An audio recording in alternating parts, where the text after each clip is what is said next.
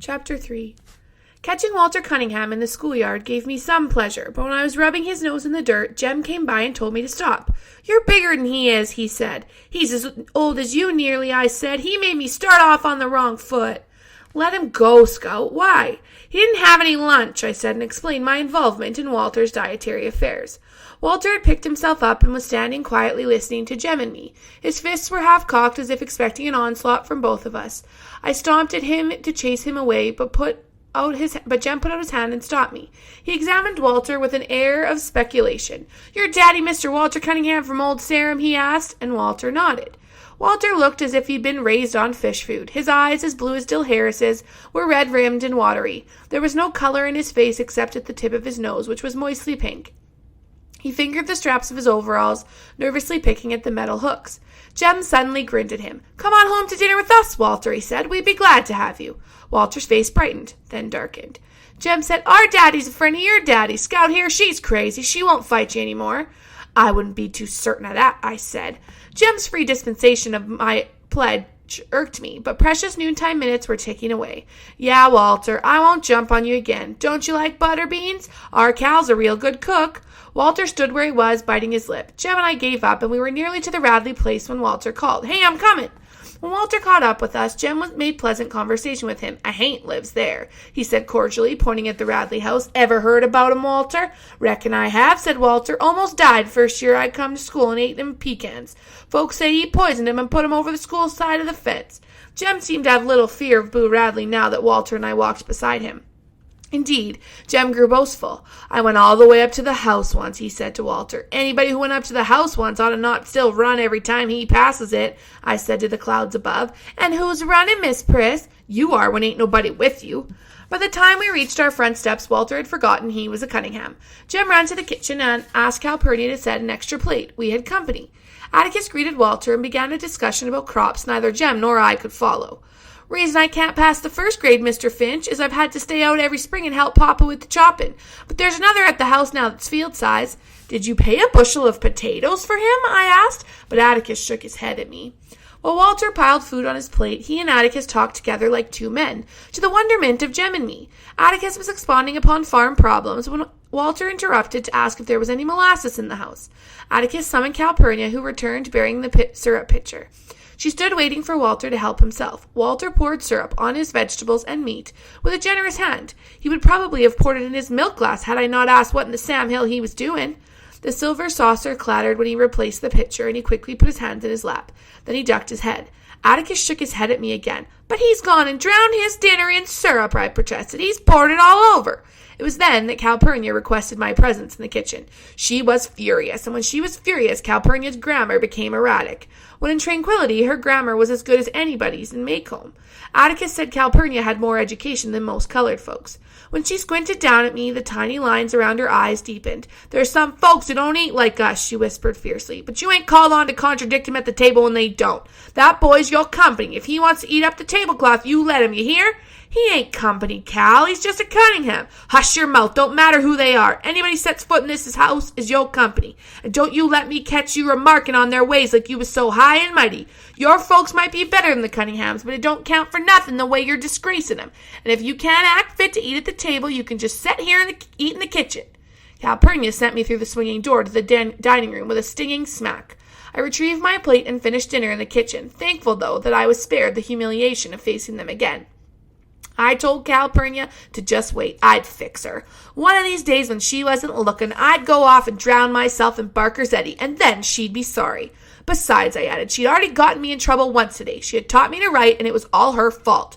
"Hush your fushins," she said. Jem and Walter returned to school ahead of me. Staying behind to advise Atticus of Calpurnia's iniquities was worth a solitary sprint past the Radley place. She likes Jem better than she likes me anyway, I concluded, and suggested that Atticus lose no time in packing her off. "Have you ever considered that Jem doesn't worry her half as much?" Atticus's voice was flinty. "I've no intention of getting rid of her, now or ever. We couldn't operate a single day without Cal. Have you ever thought of that? You think about how much Cal does for you, and you mind her, you hear?" I returned to school and hated Calpurnia steadily until a sudden shriek shattered my resentments. I looked up to see Miss Caroline standing in the middle of the room, sheer horror flooding her face. Apparently, she had revived enough to persevere in her profession. "It's alive!" she screamed. The male population of the class rushed as one to her assistance. "Lord, I thought she's scared of a mouse." Little Chuck Little, whose patience with all living things was phenomenal, said, "Which way did he go, Miss Caroline? Tell us where he went. Quick, DC!" He turned to a boy behind him. "DC, shut the door and we'll catch him. Quick, ma'am, where'd he go?" Miss Caroline pointed a shaking finger, not at the floor, nor at a desk, but to a hulking individual unknown to me. Little Chuck's face contorted, and he said gently, "You mean him, ma'am?" "Yes'm, he's alive. Did he scare you in some way?" Miss Caroline said desperately, "I was just walking by when it crawled out of his hair. Just crawled out of his hair." Little Chuck grinned broadly. "There ain't no need to fear a cootie, ma'am. Ain't you ever seen one? Now don't you be afraid. You just go back to your desk and teach us some more." Little Chuck Little was another member of the population who didn't know where his next meal was coming from. But he was a born gentleman. He put his hand under her elbow and led Miss Caroline to the front of the room. "Now don't you fret, ma'am," he said. "There ain't no need to fear a cootie. I'll just fetch you some cool water." The cootie's host showed not the faintest interest in the furor he had wrought. He searched the scalp above his forehead, located his guest, and pinched it between his thumb and forefinger. Miss Caroline watched the process in a horrid fascination. Little Chuck brought water in a paper cup, and she drank it gratefully. Finally, she found her voice. "What is your name, son?" she asked softly. The boy blinked. "Who, me?" Miss Caroline nodded. "Burris Ewell." Miss Caroline inspected her roll book. "I have a Ewell here, but I don't have a first name. Would you spell your first name for me?" "Don't know how. They call me Burris at home." "Well, Burris," said Miss Caroline, "I think we better excuse you for the rest of the afternoon. I want you to go home and wash your hair." From her desk, she produced a thick volume, leafed through its pages, and read for a moment. "A good home remedy for Burris, I want you to go home and wash your hair with lye soap. When you've done that, treat your scalp with kerosene." "What for, missus?" "To get rid of the, cooties. You see, Burris, the other children might catch them, and you wouldn't want that, would you?" The boy stood up. He was the filthiest human I had ever seen. His neck was dark gray, the backs of his hands were rusty, and his fingernails were black deep in the quick. He peered at Miss Caroline from a fist-sized clean space on his face. No one noticed him, probably because Miss Caroline and I had entertained the class most of the morning. "And Burris," said Miss Caroline, "please bathe yourself before you come back tomorrow." The boy laughed rudely. "You ain't sending me home, missus. I was on the verge of leaving. I done my time for this year." Miss Caroline looked puzzled. "What do you mean by that?" The boy did not answer. He gave a short, contemptuous snort. One of the elderly members of the class answered her. "He's one of the Ewells, ma'am," and I wondered if this explanation would be as unsuccessful as my attempt, but Miss Caroline seemed willing to listen. Whole school's full of 'em. They come first day every year and then leave. The truant lady gets 'em here because she threatens 'em with the sheriff, but she's give up trying to hold 'em. She reckons she's carried out the law just getting their names on the roll and running 'em here the first day. You're supposed to mark 'em absent the rest of the year." "But what about their parents?" asked Miss Caroline in genuine concern. "Ain't got no mother," was the answer, "and their pa's right contentious." Burris Ewell was flattered by the recital. "Been coming to the first day of the first grade for 3 years now," he said expansively. "Reckon if I'm smart, this year they'll promote me to the second." Miss Caroline said, "Sit back down, please, Burris." But the moment she said it, I knew it was a serious mistake. The boy's condescension flashed to anger. "You try and make me, missus." Little Chuck Little got to his feet. "Let him go, ma'am," he said. "He's a mean one, a hard-down mean one. He's liable to start something, and there's some little folks here." He was among the most diminutive of men. But when Burris Ewell turned toward him, Little Chuck's right hand went to his pocket. "Watch your step, Burris," he said. "I'd soon's kill you as look at you. Now go home." Burris seemed to be afraid of a child half his height, and Miss Caroline took advantage of his indecision. "Burris, go home. If you don't, I'll call the principal," she said. "I'll have to report this anyway." The boy snorted and slouched leisurely to the door. Safely out of range, he turned and shouted, "Report and be damned to ye! Ain't no snot, no slut of a schoolteacher ever gonna make me do nothing. You ain't making me go nowhere, missus. You just remember that. You ain't making me go nowhere." He waited until he was sure she was crying, and then he shuffled out of the building. Soon we were clustered around her desk, trying in our various ways to comfort her. He was a real mean one. "Below the belt. You ain't called on to teach folks like that. Them ain't Maycomb's ways, Miss Caroline. Not really. Now, don't you fret, ma'am, Miss Caroline. Why don't you read us a story? The cat thing was real nice this morning." Miss Caroline smiled, blew her nose, and said, "Thank you, darlings," dispersed us, opened a book, and mystified the first grade with a long narrative about a toad frog that lived in a hall. When I passed the Radley place for the 4th time that day, twice at a full gallop, my gloom had deepened to match the house. If the remainder of the school year was as fraught with drama as the first day, perhaps it would be mildly entertaining. But the prospect of spending 9 months refraining from reading and writing made me think of running away. By the late afternoon, most of my traveling plans were complete. When Jem and I raced each other to the sidewalk to meet Atticus, coming home from work, I didn't give him much of a race. It was our habit to run meet Atticus the moment we saw him round the post office corner in the distance.